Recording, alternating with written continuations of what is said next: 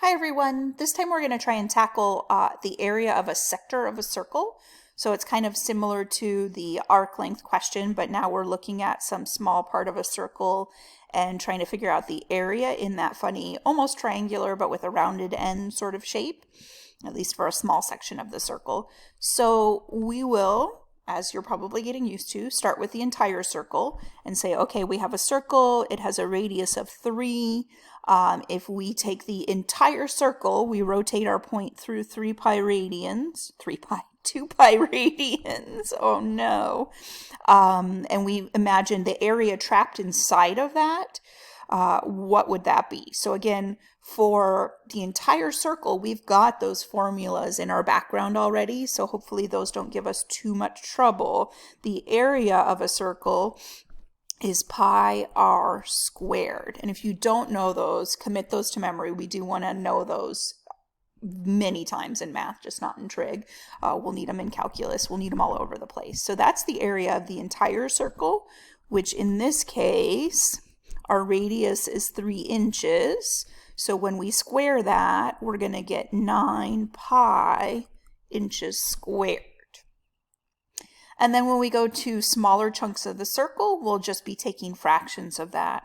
So if we go through a rotation of pi radians instead, that's half of the circle. So the area we capture will be half of 9 pi inches squared, square inches, which is 9 pi over 2.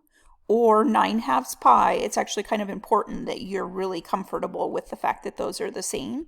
9 pi over 2 or 9/2 of pi 4.5 pi. Any of those are great. And if we go through pi over 4 radians, we're now looking at 1/8 of a circle. So we're going to get 9 pi over 8 square inches or 9/8 pi square inches. And just like before, we can translate this over to the area we get should be the same fraction of the entire area, pi r squared, as our angle is of an entire rotation. And when we go to solve, pi r squared, this time we get to cancel out a pi, but we're left with a 1/2. So we get 1/2 of r squared theta as the area of some fraction of the circle subtended by angle theta. Once again, this has to be in radians.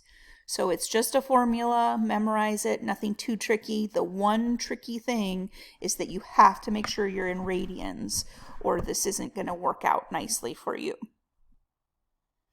Okay, so just like before, I did make a demo so that you can play around a little bit.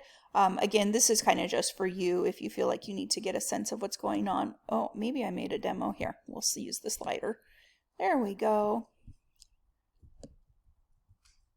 I did make it so you can slide the point, but it doesn't seem to want to slide for angles. So go ahead and use the sliders. And off to the left-hand side, again, you can see what the actual area is. So if we have an angle of roughly 1 radian and a radius of 3, you can see that the area is a little less than 4.5. So feel free to play around and see how this formula is working. If you want to come back as you're working on specific problems and just kind of get a visual, it's here. Totally up to you if that's helpful or not.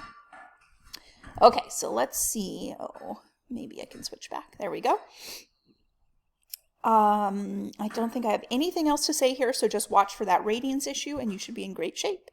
Thanks for watching.